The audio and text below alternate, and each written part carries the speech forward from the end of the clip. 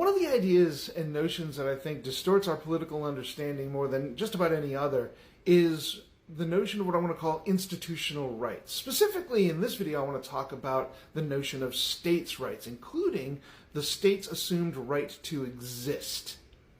Now, this is an argument that's brought forth very often. It's promoted a lot. And it's always promoted in the interest of denying individual human rights.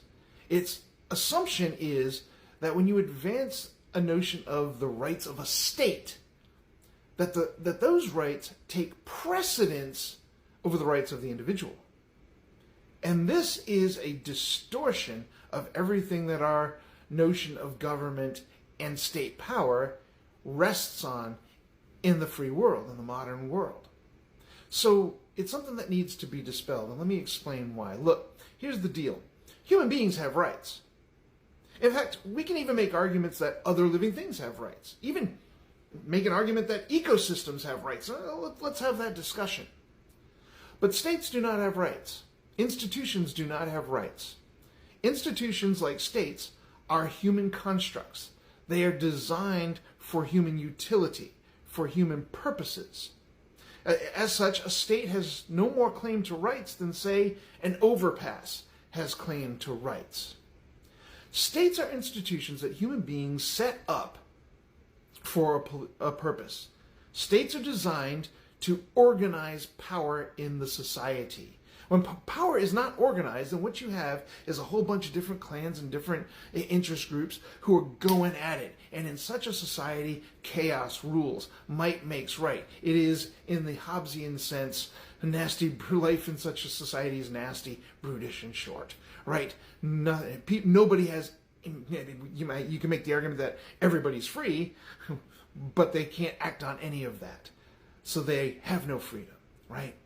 So what we do is we create an institution, government, and we incorporate that government into an institution we can call the state. And the idea is that in doing so, we, the governed, consent to organize power in a particular way. It's a human construct.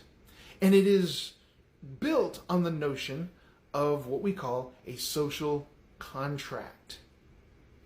The idea is that, yes, human beings, we're going to give up a certain amount of our freedom, a certain amount of our liberty, and we're going to endow the state with power to ensure that we have a stable society and we have the things that we need to thrive. And in return, the state is going to guarantee individual human rights and dignity. It is going to limit its exercise of power. Now, one of the things that we do know is that power tends to corrupt, right? Lord Acton, power corrupts, absolute power corrupts absolutely. And what we've done is we've created a state, hopefully with checks and balances and guardrails and norms and values by which the state will exercise its power in a way that is responsible, and it is done in a way that advances human rights and dignity. But the state may not do that. The state might act in such a way to advance the power of whatever interest group manages to take control of the state. When that happens, what we see is abuses of power of the state on the individuals, on the citizens. We see things like a massive police complex in which masked terrorists units run through communities and terrorize largely marginalized people. We might see a state engage in ethnic cleansing or genocide. We might see a state creating concentration camps and illegitimate prisons.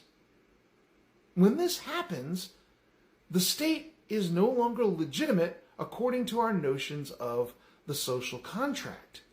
And according to our very founding documents, the Declaration of Independence, when a state no longer secures the rights of the citizens have the right to alter or abolish it. So states do not have rights. States have utility.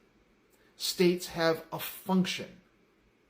And when the state violates that function, it cannot make a claim to any particular right to exist.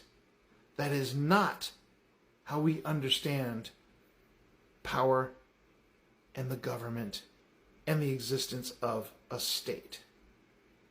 And therefore, we need to reject this notion that states have rights.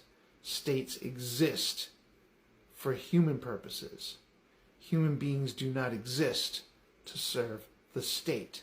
The natural outcome of that notion that humans exist to serve the state is fascism. And that we need to reject.